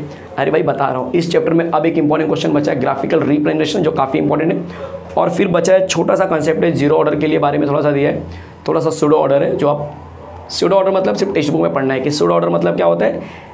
देख के लगता है कि बहुत बड़ा ऑर्डर आएगा, बट होता है कोई लोअर ऑर्डर ही मिलता है, कोई फर्स्ट या सेकंड ऑर्डर ही मिलता है। तो सूडो ऑर्डर मैं आपको थ्योरेटिकली बता दे रहा हूँ। सूडो ऑर्डर जो होता है बच्चे, रेट ऑफ रिएक्शन जो होता है, देख के ऐसा लगता है कि it should be expected to be higher order, मतलब रेट ऑफ रिएक्शन क्या होगा, हायर ऑर्डर का होगा। बट जब सॉल्व करते हैं तो पता चलता है कि तो कोई लोअर ऑर्डर या कोई फर्स्ट या सेकंड ऑर्डर ही दिखा रहा है। इस तरह के ऑर्डर को हम बोलते हैं सूडो ऑर्डर। बस इतना बोलना ही है और कुछ बोलना ही नहीं है। सूडो फोर्स आपने पढ़ा होगा फिजिक्स में, इमेजिनरी फोर्स, रियल फोर्स मतलब फेक फोर्स जिसको हम बोलते हैं, ठीक है, रियल में ऐसा नहीं होता है, वैसे ही यहाँ पर भी है। सूडो ऑर्डर का मतलब क्या है कि ऑर्डर देखने में लगेगा बहुत बड़ा होगा यार, बड़े बड़े रिएक्शन आ रहे हैं, बट आपको पता चलेगा बाद में क्या नहीं, तो फर्स्ट सेकंड ऑर्डर ही निकल रहा है, कुछ और नहीं है, चलेगा। यही सूडो फोर्स है, ये मैं लिखा नहीं रहा हूँ, बता नहीं रहा हूँ, मतलब यहाँ पे बोर्ड पे कुछ करने की जरूरत नहीं, क्योंकि थ्योरेटिकल इन्फॉर्मेशन है। अब क्या कंसेप्ट बचा है, अब आपको बचा है जीरो ऑर्डर वाला कंसेप्ट बचा है, और एक ग्राफिकल रिप्रेजेंटेशन बचा हुआ है, काफ़ी इंपॉर्टेंट है, 3 मार्क के लिए आएगा बोर्ड एग्जाम में अगर अच्छा पेपर बना तो। चलो स्टार्ट करते हैं graphical representation of integrated first law के बेस पे, चलेगा। चलो दिखाता हूँ, चलो शुरू करते हैं graphical representation of first order reaction, ठीक है। तो फर्स्ट ऑर्डर रिएक्शन का ग्राफिकल रिप्रेजेंटेशन दिखाता हूँ मैं आपको।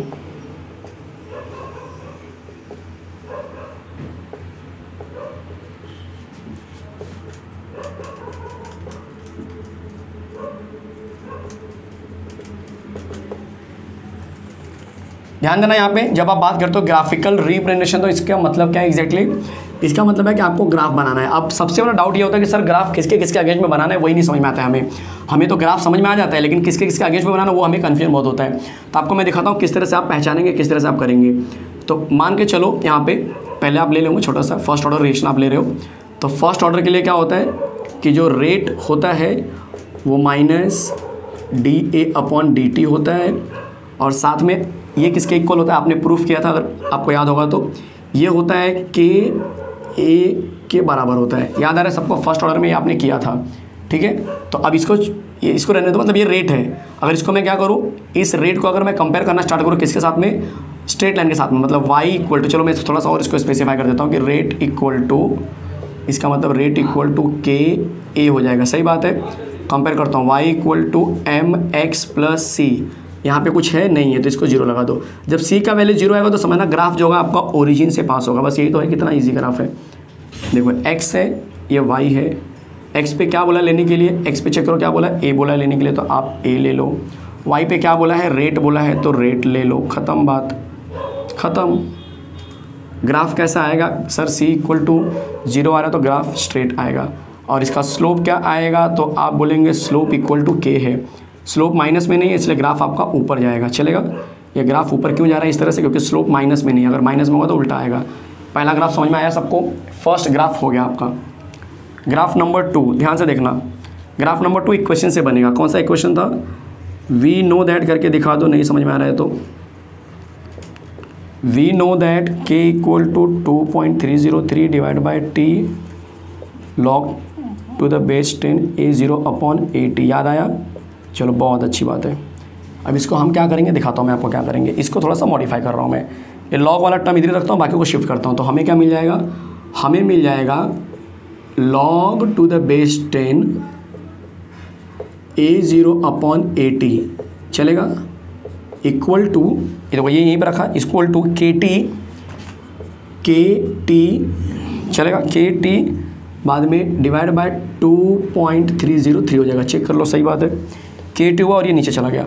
अब इस लॉग को अगर मैं ब्रेक करूँगा तो मुझे क्या मिलेगा बोलो, तो मुझे मिलेगा log to the base 10 A0 minus log to the base 10 80, सही बात है कि नहीं, सही बात है कि नहीं, चेक कर लो ज़रा, इसको ब्रेक करूँगा तो ऐसा ही मिलेगा। और यहाँ पे मिल जाएगा मुझे KT डिवाइड बाय 2.303। कोई डाउट है तो बोलना, किसी को भी कोई डाउट है तो बोलना। आप क्या करोगे, कुछ नहीं करना है, इस वाले पार्ट को यहाँ ले लो, इस वाले पार्ट को यहाँ ले लो। तो जब इसको यहाँ लेंगे तो ये वाला पार्ट बन जाएगा log to the base 10 A0 दिखाई दे रहा है, और इसको यहाँ लेंगे तो ये माइनस में आ जाएगा KT अपॉन 2.303, और ये यहाँ जाएगा तो प्लस में आ जाएगा। तो हमें इसको प्लस में लेना था और कुछ नहीं, log to the base 10 AT चलेगा, चलेगा। अब इसको मैं थोड़ा सा इसको यहाँ ले लेता हूँ और इस पूरे को आना, क्योंकि मुझे देख के लग रहा है कि ये एक ही वैल्यू है, मतलब ये y हो सकता है और ये mx प्लस c के टर्म में आ सकते हैं। तो इसको मैं थोड़ा सा मॉडिफाई कर देता हूँ कि log to the base 10 AT equal to minus KT वाला पहले ले लेता हूँ 2.303, और ये बंदा इसमें ऐड हुआ है तो log to the base 10 A0 ले लिया। कोई डाउट है? इसको अब हमने क्या किया, y equal to mx plus c से कंपेयर कर दो। तो अब बताओ m पे क्या मिला, t, x पे क्या मिल रहा है, x पे ये t मिलेगा, सिर्फ x को t से कंपेयर करो, y को पूरा इस होल वैल्यू से कंपेयर करो, c का वैल्यू ये मिलेगा। अब जरा चेक करो m इस बार क्या मिला, m बोलेंगे सर माइनस k अपॉन 2.303 मिला। मतलब आपका जो ग्राफ आएगा इस बार ग्राफ कैसा आएगा, तो आप बोलेंगे इस बार ग्राफ जो है आपका इस तरह से आएगा, log 80 का वैल्यू और यहाँ पे टाइम का जो वैल्यू है ग्राफ आपका रिवर्स आएगा। क्यों रिवर्स आएगा, क्योंकि ये माइनस में है और ये ग्राफ टेक्स्ट बुक में गलत छपा हुआ है, गलत प्रिंट हुआ है, तो प्लीज़ करेक्शन भी कर लेना, ठीक है। जो बच्चे क्लास नहीं जाते हैं, टेक्स्ट बुक के भरोसे हैं, तो वो तो यही पढ़े होंगे अब तक, ठीक है। अब तो यही पढ़ेंगे, कॉलेज में बहुत कुछ हुआ नहीं होगा, कॉलेज का लेक्चर अटेंड नहीं कर पाएंगे due to lack of facility या जो भी मोबाइल का जो नेटवर्क और ये सब होता है। तो आप अब तक गलत अगर सीख रहे हो तो प्लीज़ इसको करेक्शन कर लेना, चलेगा। अब नंबर 3 ग्राफ सिखा रहा हूँ आपको, मैं लाइन ड्रॉ कर देता हूँ, थोड़ा सा यूज़ करना है मुझे। नंबर 3 शुरू करता हूँ यहाँ से। नंबर 3 वही वाला इक्वेशन वापस से लेना है, आप लिखना चाहेंगे तो आप लिख सकते हैं, ये वाला इक्वेशन बार बार मुझे यूज़ करना है। इसको इक्वेशन नंबर 1 कर दो चाहिए तो, इसको इक्वेशन नंबर 1 कर देना, इसको 2 कर दो, ठीक है। तो हम बोलेंगे फ्रॉम इक्वेशन 2 क्या मिला इक्वेशन 2 में, तो KT या जैसे दिया वैसे पहले छाप दो, उसके बाद में चेंजेस करते हैं। 2.303 log to the base 10 A0 upon 80। आप बोलेंगे सर क्या करना है वो बताइए। करना कुछ नहीं है, इसको बस ऐसे का वैसे रखो, इसको साइड में ले लो। तो मतलब इसके आगे का पार्ट मैं यहाँ दिखा रहा हूँ, देखो इस तरह से। तो ये क्या बन जाएगा, log to the base 10 A0 upon 80, वैसे का वैसे ही है, देखो ये पूरा पार्ट वैसे का वैसे, KT शिफ्ट हो गया और ये यहाँ चला गया, तो बन जाएगा KT अपॉन 2.303, चलेगा। इसके आगे मैंने 0 लगा दिया, कुछ नहीं है, तो इसको कंपेयर कर दो y equal to mx plus c से। अब बताओ क्या होगा इस ग्राफ में, तो आप देख के बता सकते हो क्या हो रहा होगा। तो ये रहा आपका, इस बार आपके y एक्सिस पे ये x और y था, इस बार आपको x एक्सिस पे क्या मिलेगा, टाइम मिल जाएगा। वापस देखो x किसके बराबर हो रहा है, टाइम के बराबर हो रहा है, तो x पे टाइम ले लिया, यहाँ पे क्या ले लिया, log to the base 10 A0 upon 80 लिया है इस बार, ध्यान देना, ठीक है। कोई डाउट है? स्लोप कैसा आएगा, तो स्लोप देखो यहाँ पे m का वैल्यू इसके साथ कंपेयर करो तो आपको मिलेगा प्लस मिल रहा है। प्लस का मतलब क्या, ये c का वैल्यू 0 आ रहा है, यस, तो इसका मतलब ओरिजिन से इस बार भी पास होगा। और स्लोप क्या होगा, तो बोलेंगे slope equal to k upon 2.303 आपका स्लोप बन जाएगा। देख लीजिए 3 मार्क का कितना ब्यूटीफुल सा आंसर था ये 3 मार्क का आंसर मैंने करा दिया। पूरा ग्राफ का कॉन्सेप्ट एक ही पेज पे पूरा ग्राफ मैंने समझा दिया। देखो रेट इसके बराबर होता है तो रेट इक्वल टू दिस होता है, प्लस 0 कर दिया, y equal to mx plus c।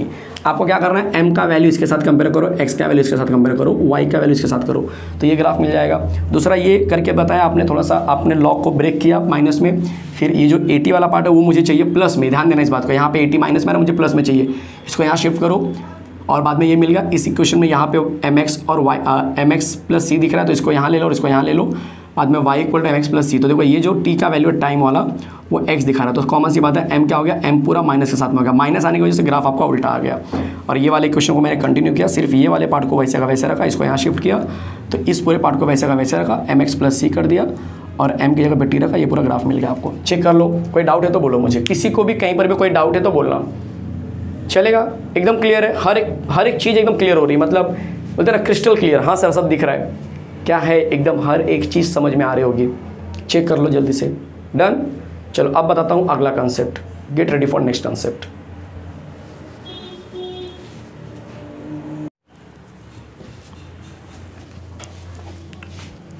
चलिए तो शुरू करते हैं integrated rate law for zero order. बहुत ही इंटरेस्टिंग कंसेप्ट है और बहुत नज़दीक आ चुके हैं हम लोग चैप्टर के।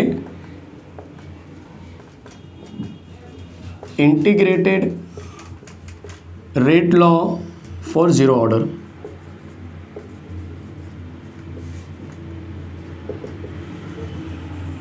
चलिए देख लीजिए, ए से क्या बनेगा, ए से प्रोडक्ट बन गया, तो आपने एक रिएक्शन कंसीडर किया, consider the reaction, consider A gives product, चलेगा।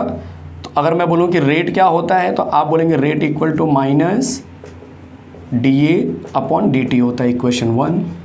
फिर मैं बोलूँगा रेट लॉ क्या होता है इसके हिसाब से, तो आप बोलेंगे के ए का पावर 0, क्योंकि जीरो ऑर्डर है तो इसका मतलब कि सीधा सीधा आप बोलेंगे रेट इक्वल टू के होता है, इक्वेशन नंबर 2। दोनों को कंपेयर किया तो मुझे मिल जाएगा finally answer minus D A upon D T equal to K. मैं डी टी को वहाँ शिफ्ट कर देता हूँ, चलेगा। माइनस डी ए, माइनस को भी वहाँ शिफ्ट कर देता हूँ, तो डी ए इक्वल टू के डी टी आ गया माइनस के टर्म में। कोई डाउट है तो बोलना मुझे। अब हम वही लेंगे जो हमने पीछे लिया था कि सपोज़ करो कि जब t इक्वल टू 0 था तब उस समय हमारा जो a था वो एक्चुअल में क्या था, इनिशियल कॉन्सेंट्रेशन के हिसाब से a 0 था, बट जैसे जैसे समय बीता वैसे वैसे हमारा a क्या बन गया, हमारा a जो है 80 बन गया, और हमने क्या किया, इंटीग्रेट कर दिया। तो आप बोलेंगे इंटीग्रेटिंग ऑन इंटीग्रेटिंग, तो क्या बन जाएगा, बोले इंटीग्रेट कर दो वही upper limit to lower limit, तो a 0 80 और ये मिल गया आपको D A equal to minus K, बाहर निकाल दो 0 टू, इस तरह से आ जाएगा, चलेगा। नीचे नहीं लिख रहा हूँ मैं। अब बोलो क्या होगा, समझ में आ रहा है ना सबको, पुराना वाला स्टाइल है।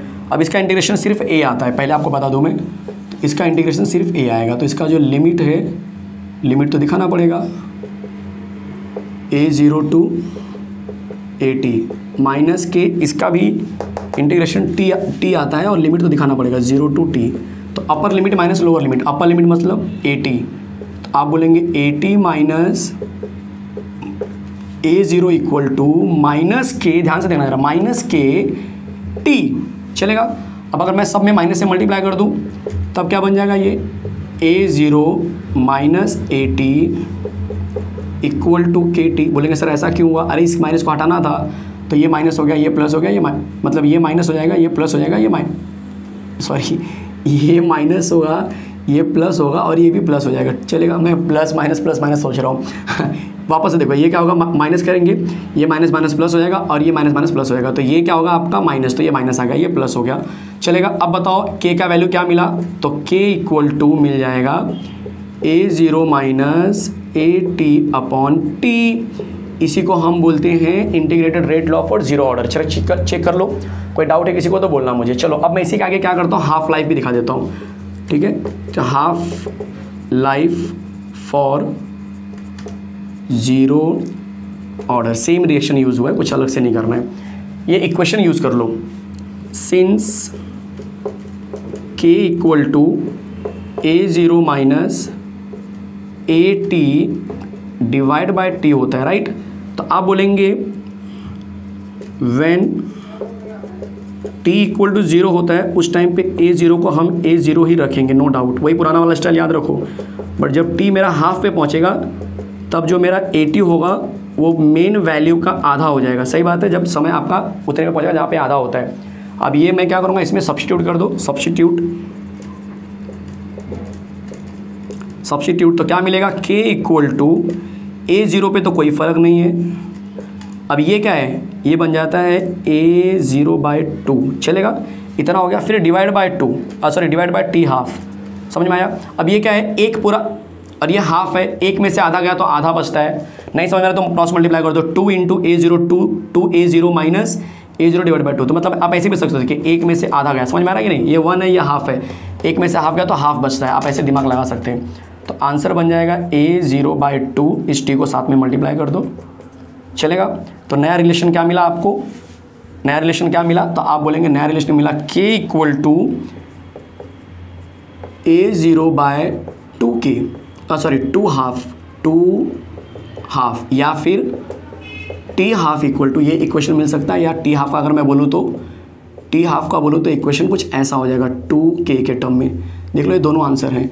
अब मैं जीरो ऑर्डर का ग्राफ भी सिखा देता हूँ, ठीक है। तो ग्राफ फॉर जीरो ऑर्डर, मतलब ये जीरो ऑर्डर के बारे में सब कुछ है, ये जीरो ऑर्डर का स्लाइड ही समझिए पूरा, ठीक है। कहाँ से निकालेंगे आप जीरो ऑर्डर का ग्राफ? कहीं से भी निकाल लो, चलो ये पकड़ लो यहाँ से, ठीक है। Again since k equal to A0 minus AT/T, अब इसको मल्टीप्लाई कर दो पहले, तो बन जाएगा KT equal to A0 minus AT। आपको बता दो हमें AT के वर्सेस ग्राफ बना, तो AT को यहाँ लेगा और बाकी को शिफ्ट करो, तो ये बन जाएगा AT, यहाँ पे आएगा तो प्लस बन गया, ये आ जाएगा तो माइनस हो जाएगा, तो माइनस KT प्लस A0। समझा कैसे आया? देखो ये वाला बंदा यहाँ जाएगा तो माइनस हो जाएगा, और ये अपनी जगह पे तो प्लस में था, चलेगा। कंपेयर कर दो, y equal to MX plus C, M क्या मिला? माइनस में मिल रहा है। इसका मतलब चीज़ें एकदम क्लियर हो चुकी हैं कि y पे मुझे लेना है AT और यहाँ पे लेना है सिर्फ T, और ग्राफ आएगा उल्टा क्योंकि माइनस के क्या है आपका स्लोप है, ये आपका A0 मिलेगा, जहाँ कटेगा वहाँ पे A0 आएगा, तो स्लोप हो गया माइनस के। ये हो गया आपका पूरा कंप्लीट आंसर। चेक कर लीजिए, फटाफट मैं हट जाता हूँ। कोई डाउट है किसी को भी कहीं पर भी तो बताइए, चलेगा? डन। चलो ये मैथमेटिकल कैलकुलेशन इतना ही, अब कुछ नहीं इसके अंदर। सूडो फोर्स मैंने पहले पढ़ा दिया। एक लास्ट कंसेप्ट बचा है जो मैं ओरली बताने वाला हूँ, और वो है एक्टिवेशन एनर्जी से रिलेटेड। आप याद रखना, जब कोई रिएक्शन आप करते हो, छोटे में देख लो जरा यहीं पे, जब आप कोई रिएक्शन करते हो ना इस तरह से, जब आप कोई रिएक्शन करते हो तो रिएक्शन जब शुरू करते हो बच्चे तो कुछ एनर्जी देनी पड़ती है, ठीक है। बट अगर आपने कैटलिस्ट यूज़ किया तो वही एनर्जी क्या हो जाएगी, आपको कम लगेगी।